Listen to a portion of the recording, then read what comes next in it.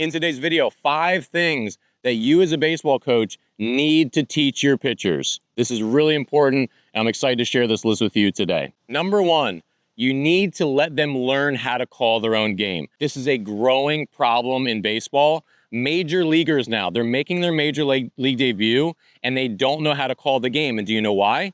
Because their coaches have called it for them at every level on the way up. Baseball is a beautiful, complex sport. One of my favorite things that I learned in my career as a pitcher was how to dissect a hitter, how and why I was going to choose one location versus the other, when to change speeds, when to throw that changeup versus the curveball, when to throw the cutter versus the changeup. All these different things are a wonderful experience that I'm grateful for, that I learned, that I now get to teach to coaches and players around the world. Your kids deserve that same education in baseball, and I can promise you they will not get it if you call all the pitches for them. And so I will link in the description below. I have a lot of videos on pitch calling. You teach them a framework, and then you allow them to do it and learn from failure. And here's the thing. I don't mean to be critical of you, but you're probably not much better at calling a game than your players are. They've still got to execute pitches. They've still got to make those pitches in the game. You could call the perfect game, and if they can't execute, it doesn't really matter. It really makes a difference, though, if they're thinking through and saying, okay, I threw that curveball and he smashed it in the gap after I threw him a fastball that he was late on, and then, yeah, I probably should have stayed with the fastball because he was late on it, and then, you know, I gave him a cookie by slowing my pitch speed down, which kind of helped them speed their bat up, right? There's a lot of ways that you learn from doing the thing, and in every other aspect of life, that's how you learn. You don't learn to be a wonderful, craftsman from just watching the master craftsman do it. You have to get your hands dirty and do the work as the apprentice, right? That's how everything else is built. You have to lay the welds to become the welder. You can't just watch them doing it.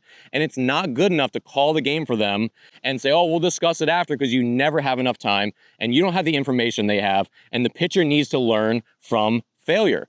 I did not call the game for any of my teams. I know I would call a better game than the kids did. But you know what? I wanted them to learn it. And I wanted them to succeed on their own merits. And when they threw a good game, it was all them. It was all them. It was not me. I don't want to take credit for their career. I had my career. So I really want to encourage you to have this mindset. The world is not going to fall apart if they call their own game. It's just not. And if you teach them a framework, which again, I'll link to below. I have a framework you can teach, and my book, The Art of the Mound Visit, teaches that framework. They can learn and adapt it to fit their own abilities. And catchers will enjoy calling the game for their pitchers. It will be this wonderful back and forth the way baseball is supposed to be. Number 2, you have to teach your pitchers how to manage a list of tasks. And this is how you slow the game down, not just as a pitcher, but at every position.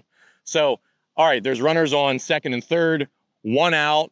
What's the score? What am I doing with a single hit to the left side? Where am I going with a single hit to the right side? Where am I backing up with a ball hitting the gap? Those are all things that are on my mental checklist as a pitcher. What am I doing with a comebacker? What am I doing with a bunt to that side or that side, right? All these different things go into my checklist of duties that I have to keep track of in my head. So, all right, second and third, boom, I throw my pitch. There's the ball hit through the left side for a single. That sucks. But I know I've got to go back up home plate, or I know ball to the right side, I've got to go to first base, ball to third base, I've got to go field it and throw to first, or I've got to try to get the out of third. I need to rehearse all these things in my head. So you as a coach have to teach me how to do that. So then this means regular talks during games when they make a mental mistake. That's a great teachable moment. Okay, hey Dan, guess what? That throw went out of play and you weren't back there. You got to make sure you back up that base. And remember, if it's hit to the right side, into the gap, you've got to get to third really fast because it's almost certainly going to be a triple, right? Or whatever it is.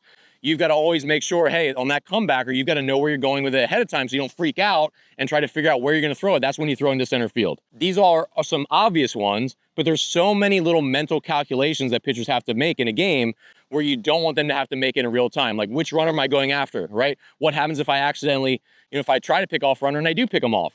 Well, who do I throw it to at second base? All these different things need to be rehearsed ahead of time. And then on top of that, there's the mental checklist for pitch calling. Who's coming up to bat? What have they done so far today? What's their swing look like? What do I know about them? What's the situation look like? Is this a power hitter who could hurt us, right? Is this a contact hitter where I've got to be aware of them trying to slap the ball the other way and I can beat them inside. What does my process look like for deciding my pitch calls on top of all the big game tasks and duties that I have to focus on as well?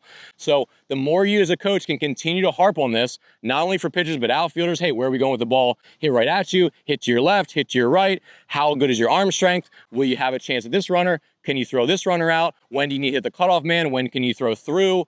All these different things are super important for creating smart baseball players who are capable of doing the right thing when the pressure is on. The next thing you need to teach youth pitchers is how to work through their mental struggles. And what that looks like is having a reset process. So number one, teach them to take a deep breath as the first thing that happens when they're struggling. Number two, some sort of reset action. So that could be I take my hat off and I can be a little mad about my error, but then when the hat goes back on, now I'm going to move forward. Number three, self-talk, so positive stuff. Okay, coach put me out here for a reason. I belong on this team. I'm prepared. I had a great bullpen earlier this week. I'm ready. I deserve to be in this moment, right? Positive self-talk, however that looks like, is a big part of this process to work through their nerves. And then number four, finding the smallest thing that they can accomplish. Me as a pitcher, I'm going to make one good pitch. I'm not going to try to get this hitter out. I'm not going to try to dig out of this bases loaded, no out inning. I'm just going to make one good pitch. What is that pitch? All right, changeup. I'm going to throw the best changeup I can, and I'm going to repeat. So deep breath, reset action, positive self-talk, smallest item that they can control.